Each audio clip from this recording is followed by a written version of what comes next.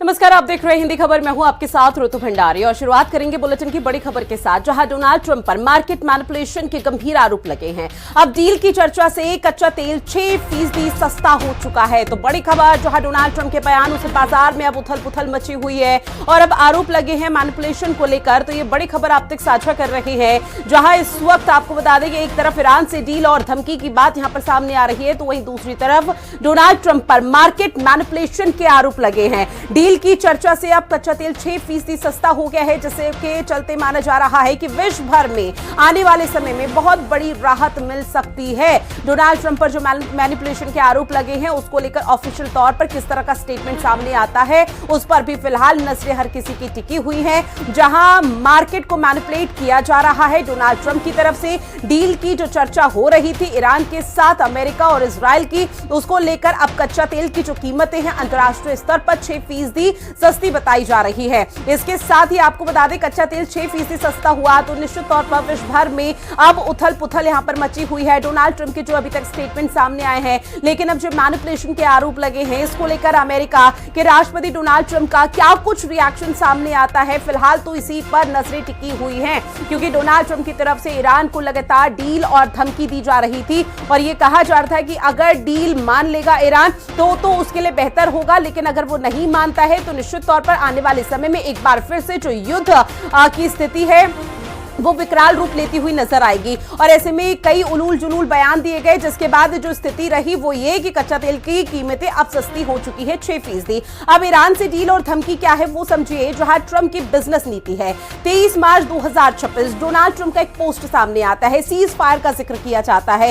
5 दिन के लिए तेल सौदे में 10% की गिरावट देखने को मिली। S&P फ्यूचर्स 2.5% यहां पर बढ़ चुका है, जिसके चलते ये कहा जा रहा है कि अमेरिका के राष्ट्रपति डोनाल्ड ट्रंप लगातार कई तरह की स्थिति यहां पर सामने आई है। लेकिन ईरान से डील और धमकी, ट्रंप की बिजनेस नीति क्या है वो ग्राफिक्स के माध्यम से आप तक साझा कर रहे हैं। इस बीच एक और बड़ी अपडेट ये है कि डोनाल्ड ट्रंप की वार्निंग के बाद चरम पर तनाव है। बड़ी खबर, बातचीत में अड़चन के बीच अल्टीमेटम जारी कर दिया गया। ईरान को अमेरिका के आगे अब हर हाल में झुकना होगा। तो बड़ी खबर, ईरान को अमेरिका के आगे झुकाने के लिए हर रीति नीति यहां पर डोनाल्ड ट्रंप की तरफ से अपनाई जा रही है। जहां ट्रंप की वार्निंग के बाद जो स्थिति है अब वो बदलती हुई देखने को मिल रही है। ईरान को अमेरिका के आगे झुकना पड़ेगा। डोनाल्ड ट्रंप की तरफ से पहले ही इस तरह का जिक्र किया जा रहा था, जहां वार्निंग के बाद अब जो तनाव की स्थिति है वो अमेरिका और ईरान के बीच में देखने को मिल रही है। हालांकि इजराइल महज एक जरिया है, लेकिन अभी डोनाल्ड ट्रंप की तरफ से जो भी यहां पर प्रोपेगेंडा अपनाया जा रहा है, उसका धरातल पर